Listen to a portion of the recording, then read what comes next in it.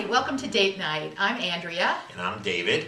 And last Friday night, we decided to stay local and went to a restaurant called LeFarm here in Westport, Connecticut. I think there is a misconception about restaurants in Fairfield County. People think Fairfield County as a very affluent community. There's an assumption made that there must be fabulous restaurants in Fairfield County.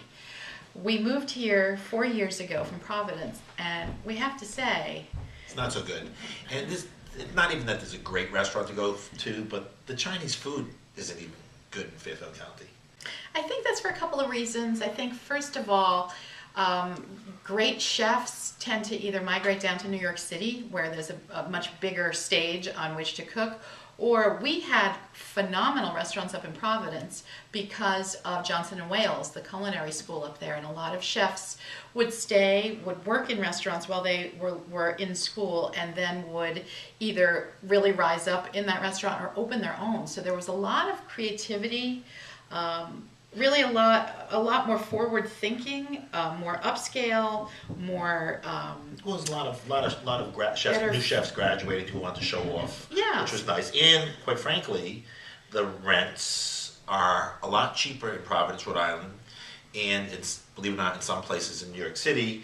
And there's also a lot more people in New York, but the rents here are outrageous. And it's hard to get any new business off the ground in Fairfield County. This place opened a little over a year ago, I would say, here in Westport. It's tiny. There are 34 seats in the restaurant, and it's a really, really narrow place. No, more like really, really Very, narrow. very narrow. So you're sitting very close to other patrons in the restaurant.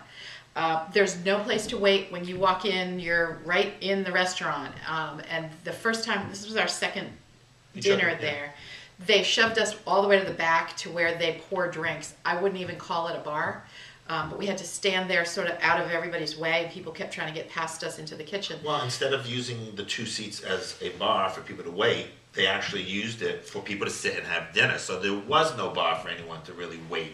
But this time we took an early reservation so that we knew we were the first seating at the table, and we were taken right away. And the other thing that I could say, decor-wise, it's a very simple little space, but there's no fabric in the place, so it's really, really loud. The floors are wood, the ceilings are a little bit on the higher side, and they're wood, the walls, the chairs are wood, the tables are wood. There's no cloths on the tables, there's no fabric on the chairs, so you hear everything. And they have music in the background, which is kind of loud, really bass-heavy music, so you don't necessarily hear the songs. You're hearing a lot of guitar and a lot of bass in the background. Well, you know what, it sort of goes with the food, because the food is loud. It's in your face. Right? And the music is loud, kind of bassy, and the sounds are everywhere. So it's sort of all, there's no softness to anything at LeFarm, quite frankly. The chef is from another restaurant that people like around here called Napa and Company. Napa and Company out of Stamford. We had a Napa Valley Grill up in Providence. It was a chain. But the people followed this chef here. He also is very into farm to table. He works with organic, sustainable farmers locally, and if he has to cross state lines, he says he does. Yeah. But it's meat-based, so foie gras, bacon. There's not a lot of fish on the menu. Yeah, but my disappointment on the whole pig thing isn't pig at all, because our dear friend Matt Jennings up at Farmstead in Providence, Rhode Island, who's won the Cochon 555 3 times. Everything's pig, and he does pig so many beautiful ways where it's not in your face, and you get this beautiful flavor of the animal. It's supplemented by fresh farm to table type stuff, but I don't know if it's just over salted there were no nuances. No. Everything was in your face. You had a savory appetizer. Well, it was I love the pasta, the bucatini. Bucatini, yeah, I love that. And it's that wide noodle, which is great. With a hole in the middle. With a hole in the middle, which is really nice. I just like the texture of that. And it said carbonara. Carbonara. So I said, wow, what could be nicer than that, to start off with? But, I was starving. It was salty. And, everything was cooked properly, but it was just, hello, wake up. It's right there. Yeah. Too much. And I started with pan-roasted foie gras with a cherry jam, and it was cloyingly sweet. It was like eating dessert. And of course, seared foie gras is very rich, and then the cherries were very rich and sweet. So everything was overpowering. Mine was too sweet, his was too salty. I tasted his, I couldn't even take a second taste of his. It was so overpowering. Well, yours, foie gras, I'm a foie gras snob, was cooked perfectly. It was just too much cherry. It was, everything was cooked really nicely. It was just, there was no nuance to the flavors of anything.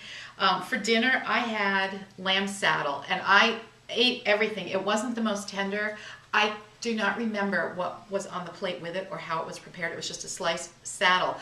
I don't know what it tasted like, frankly, because my taste buds, my palate was so destroyed from the appetizer course that it didn't taste like all that much, but I was hungry, so I finished it. It's not an enormous portion. And I had short ribs with foie gras on top. And it was good. It was very good. It was just very rich. Very rich. I took one bite of yours, and you kept offering me more bites, and I said I can't have any more. It's just too rich to eat. But I sit facing you, and you usually sit facing out, and you were getting annoyed because it seemed like everybody was looking at us. I was watching the servers, and I was watching the hostess, and they were just trying to get us out. When we made the reservation, they said, "Yep, you can have the table. You have to be out by whatever time it was because we seat the tables. We do two services a night," and I can appreciate that, and I can appreciate the fact that they don't have anywhere to have people wait. But it makes for very, very rushed service. So we felt like everything just kept coming, and they were sort of tapping their feet and tapping their fingers going, when are they going to finish that last bite so that we can clear that table? I found that to be kind of the signature of the service. It's not the most welcoming place. We had the same server twice, and neither time was he friendly, fun. I was ready to order, and he came over to take the order, and I started to order, and he said, "Well, don't you want to hear the specials?" And typically, when you deliver the menu, tell me what the specials are then, not when you come back to take my order. I also, at the schoolhouse where we went to, the chef, Tim, he and the owner, he came in, greeted people, and came out of the kitchen and said something. How is things? Did you like it? Is everything okay? And it sort of make you feel warm and welcome. Yes. Whereas this is even smaller, and I knew who owned it. I could see him way back in the kitchen. He came out once and walked out the front door of the restaurant. I don't know what he was doing out in the small parking lot, and then he came back in about 10 or 15 minutes later. I was conscious of that. But he never stopped to greet any of the people in the dining room or check on what was going on. It was just more, I just felt like it was, let's get people in, let's get them fed, let's get them out. And in fact, when they delivered the check to us, I felt like you signed it and they brought it back to you and they said thanks, and I felt like in parentheses was now get out. Now get out. Dessert, again, we had the same dessert twice. And the dessert it's cornbread with candied bacon and maple chili gelato. The cornbread was very sweet, and the gelato was very sweet, and then there was the bacon again. And I love sweet and salty. I love sweet and salty. My biggest thing right now is chocolate with sea salt in it or fleur de sel. Yummy. Yeah, it's my favorite. Oh my God, the best. Or salted caramel. Oh my God, so good. But this is it's very heavy. It's very, very in your face is what I felt. Well, we keep searching for some place really within 15-minute drive that we can really go out to dinner and really enjoy without having to go travel an hour into the city. But we found one, which we talked about. There are a couple around here. We eat at Apache from time to time. We're trying a place in Greenwich. We haven't found any place we love so far, but we're trying a place next month. I enjoyed sitting across just looking at you because it was a great Friday. It was a great end of the week. You look beautiful, and it was a great news. End of the week.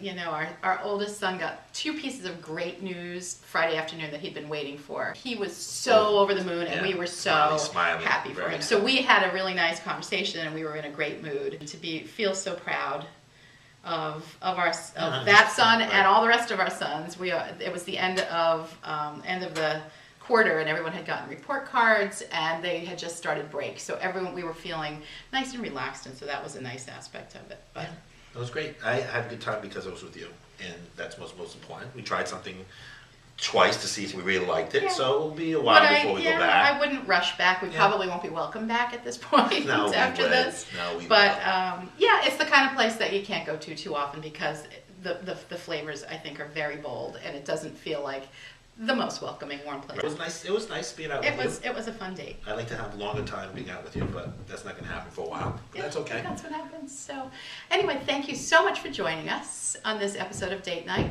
Have fun in the meantime, and we'll catch you after our next date.